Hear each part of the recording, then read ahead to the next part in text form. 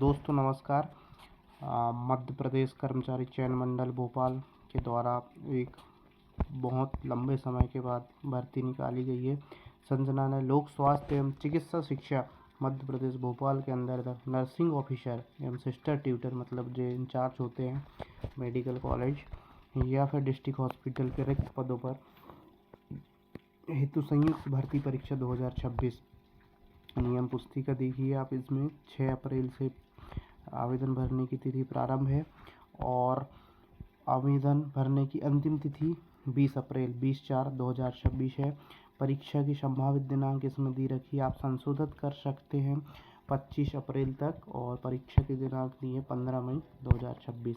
इसमें अनारक्षित अभ्यर्थियों के लिए फीस 500 रुपये बताई गई है और जो OBC ST SC के विद्यार्थी हैं EWS दिव्यांगजन के लिए 250 रुपये है। बैकलॉग पद है तो बिल्कुल कोई भी शुल्क दे नहीं होगी। इसमें से 15 मई से 2026 से एग्ज़ाम स्टार्ट हैं। 15 मई 2026 से 2 पालियों में एग्ज़ाम होंगे। प्रथम पाली 8 बजे रिपोर्टिंग 8 से 9, जिसमें 10 से 12 तक पेपर है। 2 घंटे का एग्ज़ाम रहेगा आपका और द्वितीय पाली 1 बजे से 2 बजे तक आपके लिए रिपोर्टिंग है। उसके बाद 3 बजे से 5 बजे तक 2 घंटे का एग्ज़ाम होगा इसमें। और देखते हैं क्या क्या डिटेल दी हुई है जी परीक्षा का पाठ्यक्रम वगैरह।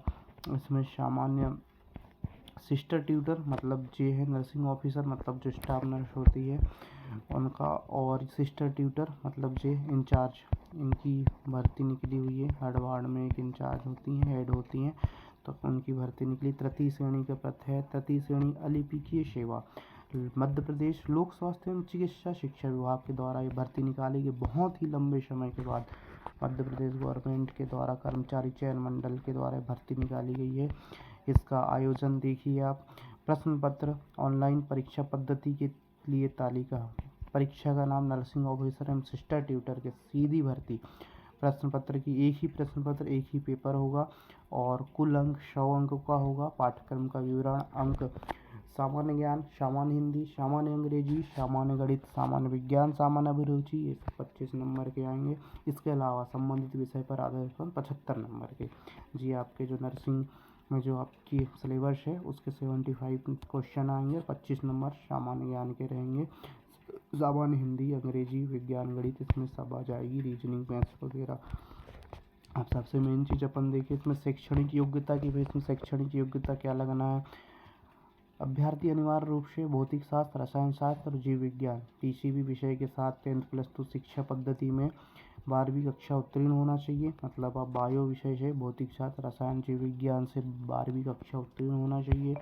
और उम्मीदवार मध्य प्रदेश रजिस्ट्रेशन कैंसिल भारतीय उपचर्या परिषद के मान्यता प्राप्त नर्सिंग प्रशिक्षण केंद्र से 4 वर्ष की BSc नर्सिंग प्रशिक्षण अथवा जनरल नर्सिंग प्रशिक्षण उपरांत 2 वर्षीय पोस्ट बेसिक BSc नर्सिंग पाठ्यक्रम में न्यूनतम 45% अंकों के साथ उत्तीर्ण हो।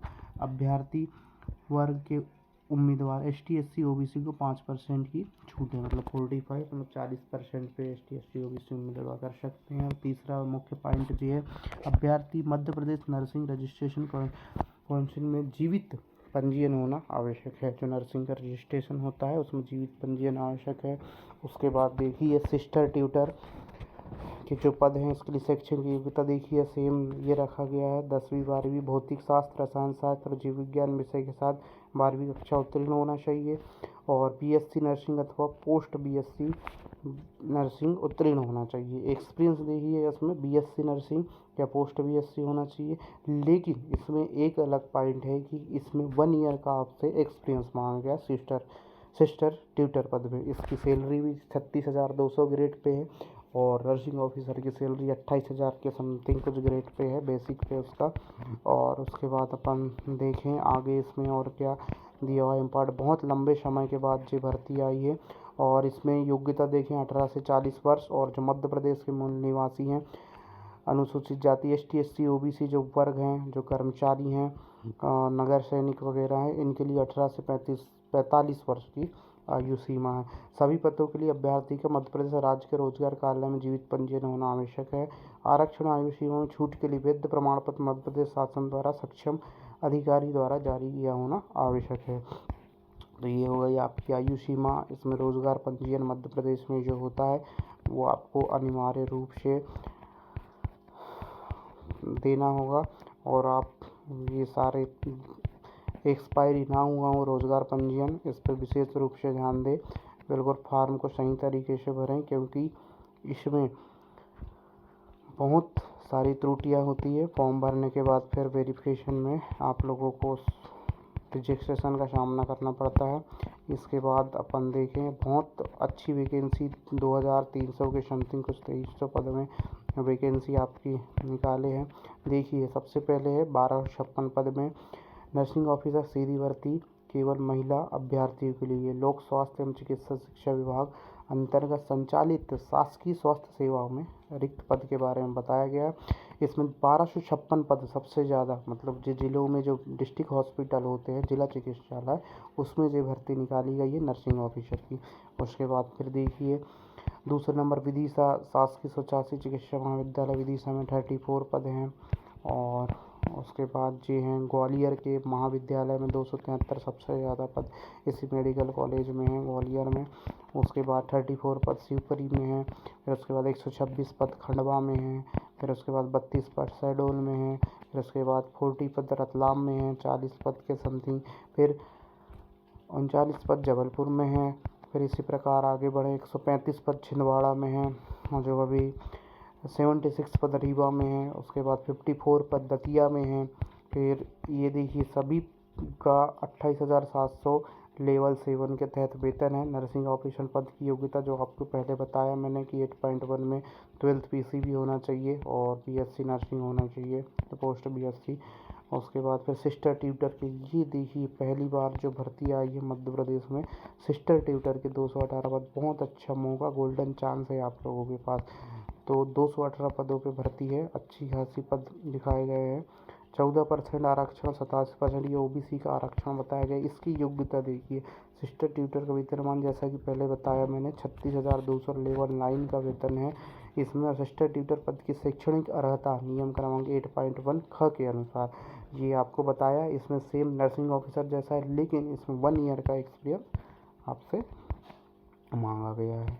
परीक्षा के नियम दिशा निर्देश दिए हैं कि आपको क्या करना है, और 3 घंटे की अवधि के लिए ये विकलांगता के लिए दिया हुआ है। आपके 100 अंकों का पेपर होगा, 2 घंटे का आपका पेपर होगा ऑब्जेक्टिव।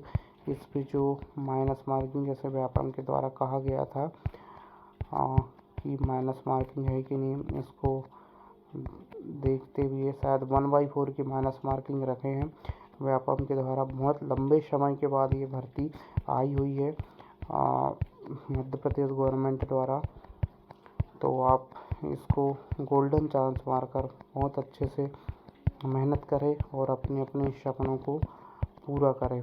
और फिर देखिए, फिर से दिया 15 मई से आपके एग्ज़ाम चालू हैं और क्लोजिंग डेट 20/4 है। आप इसको 16-17 अप्रैल तक ही फॉर्म भरें, लास्ट डेट का इंतज़ाम ना करें, क्योंकि सर्वर इशू, बहुत सर्वर इशू चलते हैं। और ऑनलाइन परीक्षा हेतु संभावित शहर देखिए, भोपाल, इंदौर, जबलपुर, खंडवा, नीमच, रतलाम, रीवा, सागर, सतना, सीधी, उज्जैन, ये सारे 11 शहरों में आपके मध्य प्रदेश में ये परीक्षा आयोजित कराई जाएगी।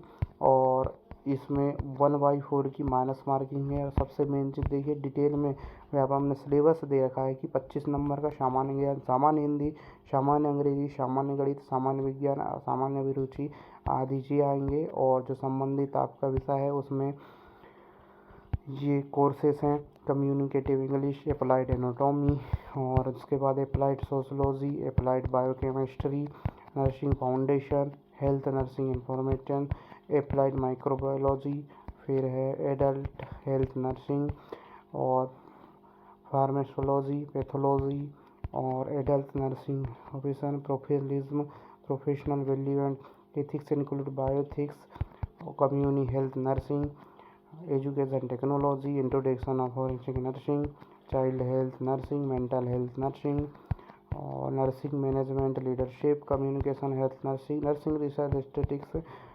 मिडवाइफरी ऑब्जेक्टिव, मतलब OBG जी है नर्सिंग में। मतलब सारा सिलेबस आपको कंप्लीट रूप से इसमें दिया हुआ है। आप इसको डिटेल में इसकी PDF देख लीजिएगा। PDF हमारे टेलीग्राम चैनल में मिल जाएगी, आपको नीचे लिंक दी हुई है। और ये है बैगा सहारिया हेतु आवेदन का प्रारूप, जिसको